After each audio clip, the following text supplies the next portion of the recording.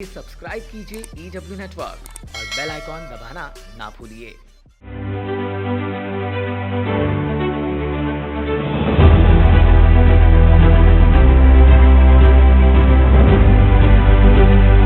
तळाला नाव कुणाचे? दिवा पाटील साहेबांचे. अमर रहे, अमर रहे. दिवा पाटील अमर रहे.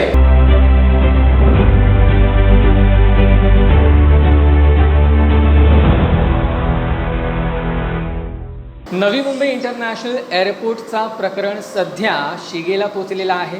स्वर्गीय दिबा पाटील यांचं नाव द्यावं की स्वर्गीय बाळासाहेब ठाकरे यांचं नाव या एअरपोर्ट या विमानतळाला द्यावं, हेच मोठी चर्चा सध्या रंगत आलेली आहे. सध्या या पूर्ण प्रकरणामध्ये भाजप कुठेतरी राजकारण करते का, हा सर्वात मोठा प्रश्न आता या पूर्ण भूमिपुत्रांमध्ये निर्माण झालेला आहे. पण या पूर्ण प्रश्नाची, या पूर्ण प्रकरणाची नेमकी रियालिटी काय आहे हे जाणून घेण्यासाठी आपण आलोय पनवेलपासून 5 किलोमीटर अंतरावर वसलेलं वलवली या गावामध्ये. आपल्यासोबत सध्या या गावातले ग्रामस्थ आहेत. या ग्रामस्थांसोबतच आपल्यासोबत इथं आहेत प्रतिक्रिया देण्यासाठी इथल्या स्थानिक नगरसेविका देखील.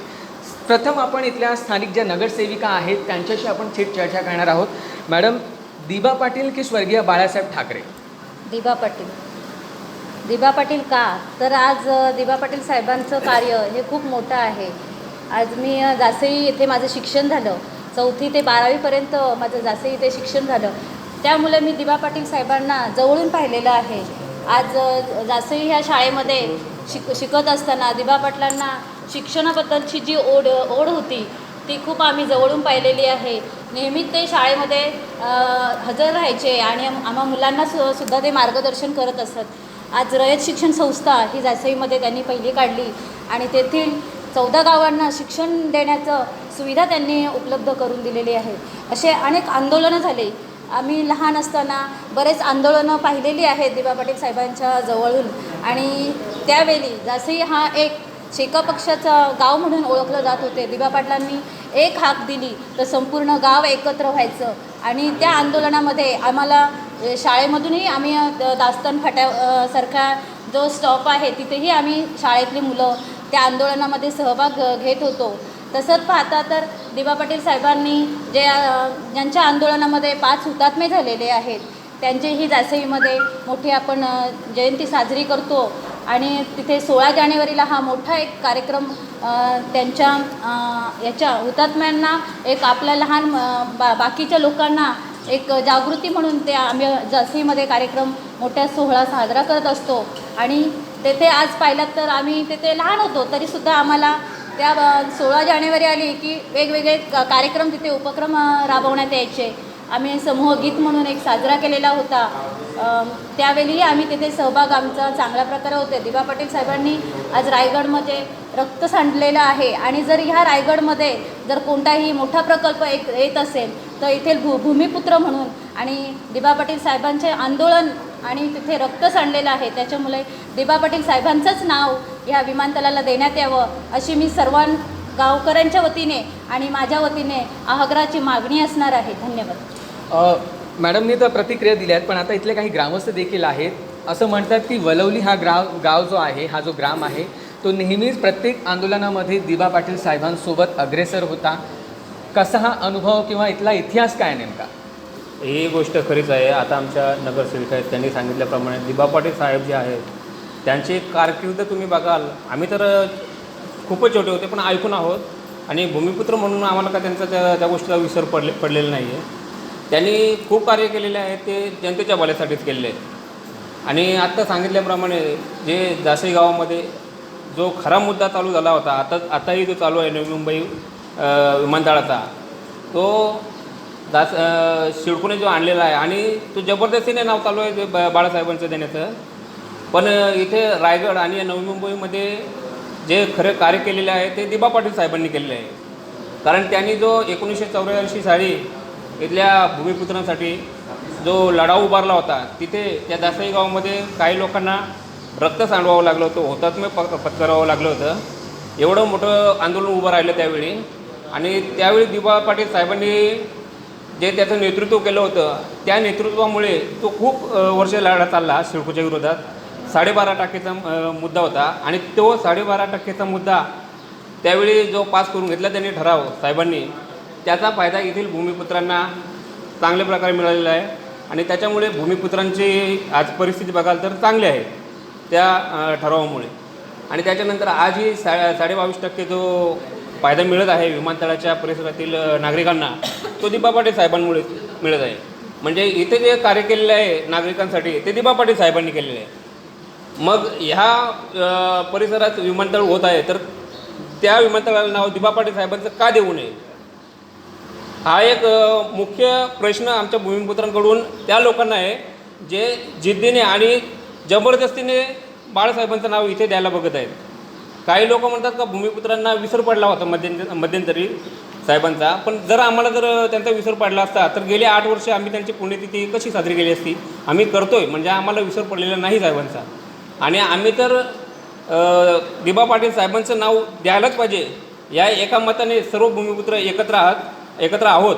आणि जर ते दिले गेले नाही तर यापुढेही मोठे आंदोलन होतील. सिडकोने, राज्य सरकारने याची दखल घ्यायला पाहिजे. हा सर्व जो खेळ चालला आहे सिडकोचा, मला तर वाटतं त्यांना तिरस्कार आहे का दिबा पाटील साहेबांनी जो लढा पुकारला तो सिडकोच्या विरोधात पुकारला होता त्यावेळी 12.5%साठी, आणि त्याचा तिरस्कार सिडकोला असावा. आणि आता राज्य सरकारचं जे चाललं आहे जबरदस्तीने ते त्यांनी तसं करायला नाही पाहिजे. हे त्यांचं चुकीचं चाललेलं आहे. तर येथील सामान्य नागरिकांना समजतं आहे तर हे स्वयंघोषित तज्ज्ञ आहेत, त्यांना का समजू नये. तुम्ही लोकांच्या भावना का बघत नाहीत? उलट यांना लाज वाटायला पाहिजे त्या गोष्टीची का साहेबांचं कार्य किती आहे. इथे बाळासाहेबांचं नाव मोठं आहे, त्यांचेही कार्य आहेत, पण त्यांचा परिसर कोणता, त्यांनी काम कुठे केले आणि दिबा पाटील साहेबांनी काम कुठे केले याचंही बघायला पाहिजे. भूमिपुत्रांना समृद्ध पूर्णपणे केलेलं आहे दिबा पाटील साहेबांनी, म्हणून त्यांचं नाव नेमकं या एअरपोर्टला का नाही. राजकारण कुठेतरी भाजप करते असे आरोप देखील होत आहेत. पण वलवली गावात सत्ता जी आहे ती शेकाप पक्षाची आहे. शेकापचा पाठिंबा देखील दिसतोय दिबा पाटलांच्या नावाला. निश्चित वळवली गावात तसं आपण म्हटलं की शेकापची सत्ता, तर शेकापची सत्ता नाही, कारण ही दोन्ही गावं वळवली टेंबोडे ही कायम कॉमन राहिलेली आहेत. आणि पाठीमागचे 10 वर्ष जर बघितलं तर या दोन्ही गावांमध्ये निवडणुका बिनविरोध होत होत्या. तर बिनविरोध होण्याचं कारणही दिबा पाटीलच आहेत. कारण या गावांमध्ये जो SEZ आला आहे ते SEZचा पूर्णपणे लढा हा दिबा पाटील साहेबांच्या नेतृत्वाखाली आम्ही लढत होतो. आणि तो लढा लढत असताना कुठंतरी पक्षीय राजकारण येऊ नये म्हणून आम्ही दोन्ही गावातल्या 10 वर्ष निवडणुका ह्या बिनविरोध केलेल्या होत्या. आणि साहजिकच आहे दिबा पाटील साहेबांचा ज्या प्रमुख गावं या तालुक्यातली होती, ज्याच्यामध्ये जुई कामोठा असेल किंवा इतर गावं असतील, जासई असेल, त्याच्यानंतरचं नाव जर असेल ते वळवली आणि टेंबोड्याचं येईल. कारण सातत्याने दिबा पाटील साहेबांच्या संपर्कात असणारी गावं होती आणि दिबा पाटलांच्या प्रत्येक आंदोलनात सक्रिय सहभागी असणारं आमचं गाव आहे. आता माझ्या मित्रांनी जी प्रतिक्रिया दिली की दिबा पाटील साहेबांचं 8 वर्षापूर्वी जेव्हा देहावसन झालं तेव्हापासून वळवली गावामध्ये त्यांची जे पुण्यतिथी असेल, जयंती असेल, आम्ही साजरी करतो. या ठिकाणी 4 गावांची आम्ही रॅली काढतो. हे सर्व कार्यक्रम गेली 8 वर्षापासून आम्ही सातत्याने चालू ठेवलेले आहेत.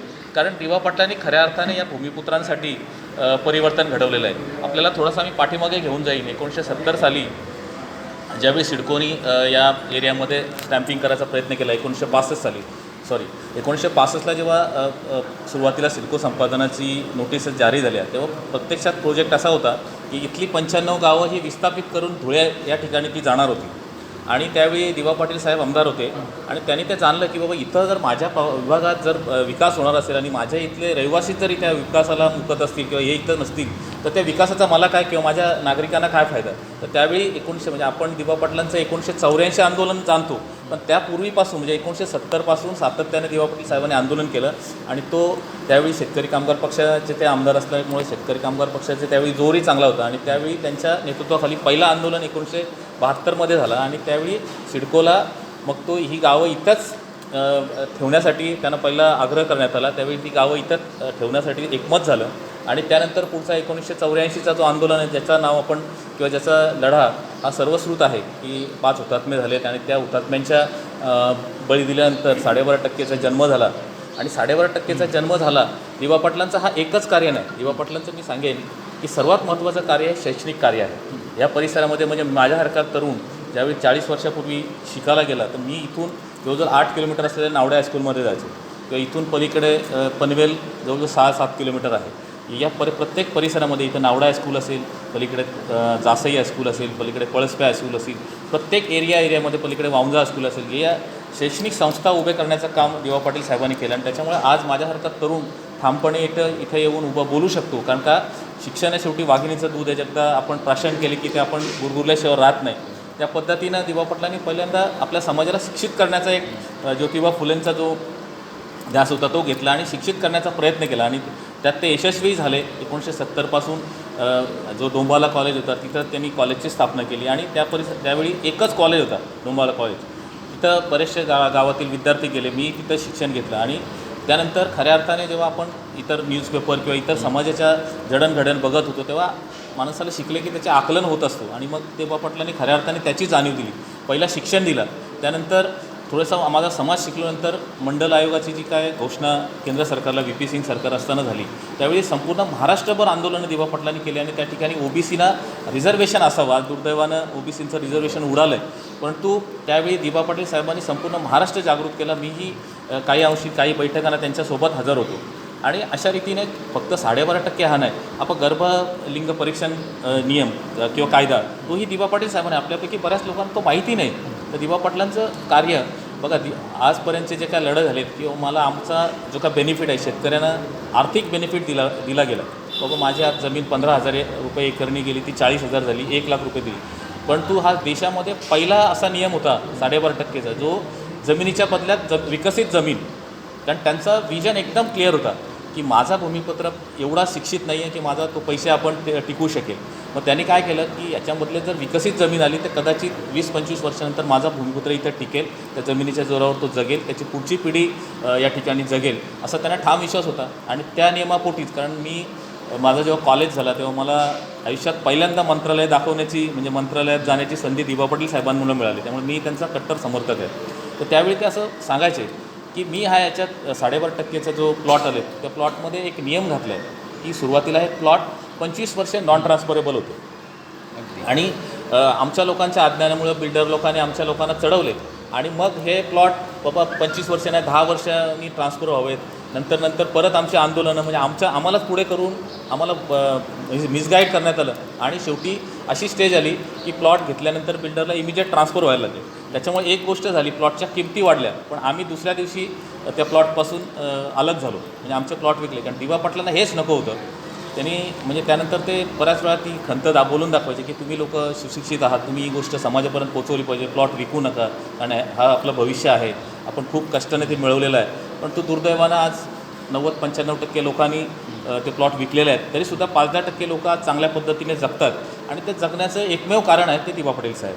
आणि म्हणूनच आमचा आग्रह आहे, कारण बाळासाहेब ठाकरे यांचं नावाला आमचं दुमत असण्याचा प्रश्नच नाही. बाळासाहेब ठाकरे महान नेतृत्व होतं. बाळासाहेब ठाकरे संपूर्ण महाराष्ट्राचं नेतृत्व होतं, ते देश पातळीवरचं नेतृत्व होतं.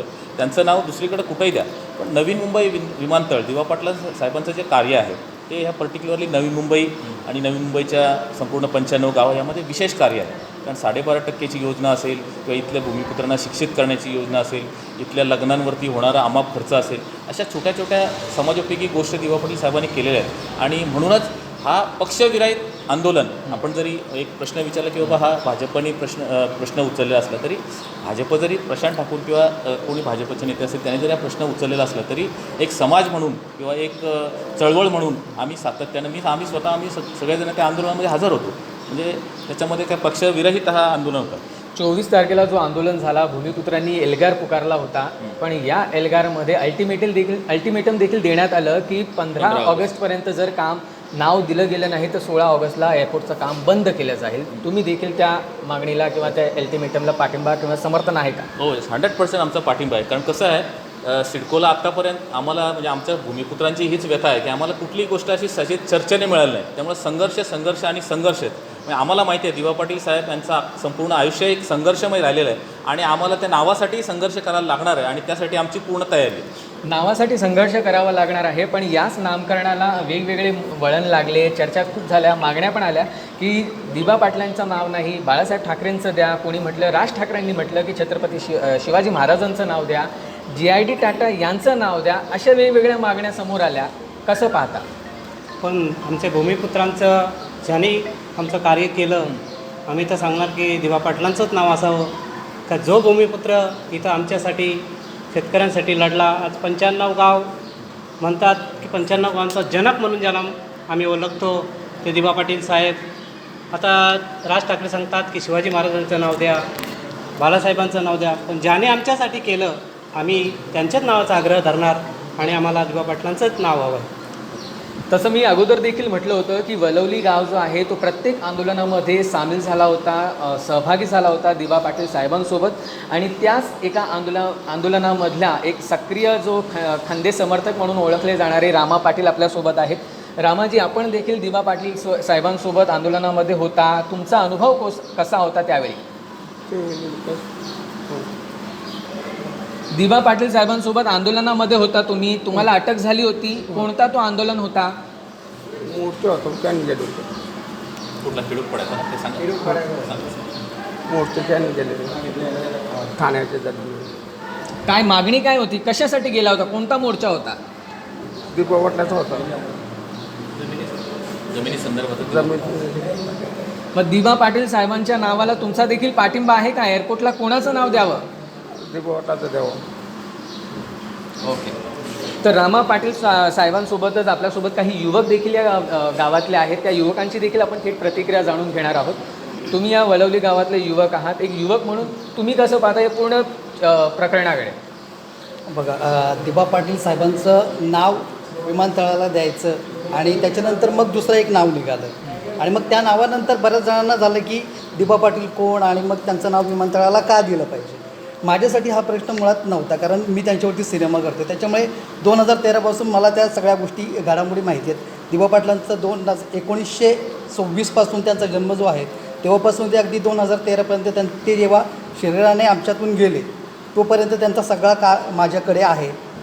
तर मला असं वाटतं की हे जे का आता विमानतळाचा जो काय वाद चालला आहे ह्याला आपण दुसऱ्या एका बाजूने बघूया, कारण इथे खूप प्रश्न आहेत. म्हणजे स्थानिकांचे आपण अगदी फक्त नवी मुंबईपुरतं नको म्हणूया, अगदी रायगड असेल, ठाणे असेल, पालघर असेल किंवा मुंबईपर्यंत जाऊया. इथे जवळजवळ मुंबईमध्ये 200च्या वर कोळीवाडे आहेत आणि गावठाणे आहेत. ते त्यांचे प्रश्न प्रलंबित आहेत. असं ठाण्यामध्ये क्लस्टरचा मुद्दा प्रलंबित आहे. आमच्या इकडे आता आमच्या गावाशी संबंधित SEZचा प्रश्न आहे. आमचे 4.25% अजून भूखंड सिडकोने आम्हाला दिलेले नाहीत, त्याचा प्रश्न आहे. नैनाचा प्रश्न आहे. हे सगळे प्रश्न प्रलंबित असताना आत्ता विमानतळाचा मुद्दा का उकरला जातो आहे? कारण या सगळ्या प्रश्नांकडे आमचं दुर्लक्ष व्हावं आणि आम्ही फक्त दिबा पाटील साहेबांच्या नाव विमानतळाला दिलं पाहिजे ह्या गोष्टीकडेच आमचा फोकस राहावा, यासाठी हे सगळे मुद्दे उकरून काढलेले आहेत. मुळात त्या प्रश्नांकडे आमचं काही दुर्लक्ष होणार नाहीच आहे. पण नवी मुंबई विमानतळाला नाव जे आहे ते दिबा पाटील साहेबांचंच दिलं जाणार आहे याची आम्हाला खात्री आहे. आणि त्यासाठी आता जसं गावकऱ्यांनी सांगितलं की कुठल्याही टोकाचा संघर्ष जरी आम्हाला करावा लागला तरी आमची तयारीच आहे. 100% पूर्ण हा आम्हाला दिबा पाटलांच्या मुलात मिळालेला आहे आणि दिबा पाटलांचाच नाव लावा का अशी आमची एअरपोर्टला जायचं आहे. आणि 16 तारखेला एकदम जोरात मोर्चा होईल, नाव भेटला जाईल. आणि आमचं सर्व गाव 95 गावागडी पेटून उठलेली आहेत. तर जास्तीत जास्त समोरची गावं पण त्याच्यामध्ये आगरी कोली सर्व समाज एक झालेला आहे. तर समस्त ग्रामस्थांनी आपल्या प्रतिक्रिया दिलेल्या आहेत. अशाच प्रकारे अनेक अशा गावात आपण भेट देणार आहोत आणि तिथल्या ग्राउंड लेवलच्या नेमक्या रियालिटीज काय असणार आहेत त्या देखील आपण तिथून जाणून घेणार आहोत. सध्या जर हा निर्णय किंवा अंतिम निर्णय याला तोडगा निघाला नाही तर टोकाची भूमिका किंवा निर्णय घ्यायची देखील आमची तयारी असणार, अशा या वलवली गावातील ग्रामस्थांचा निर्धार आहे. कॅमेरा पर्सन राजू शर्मासह गंगासिंग राजपुरोहित, EW नेटवर्क.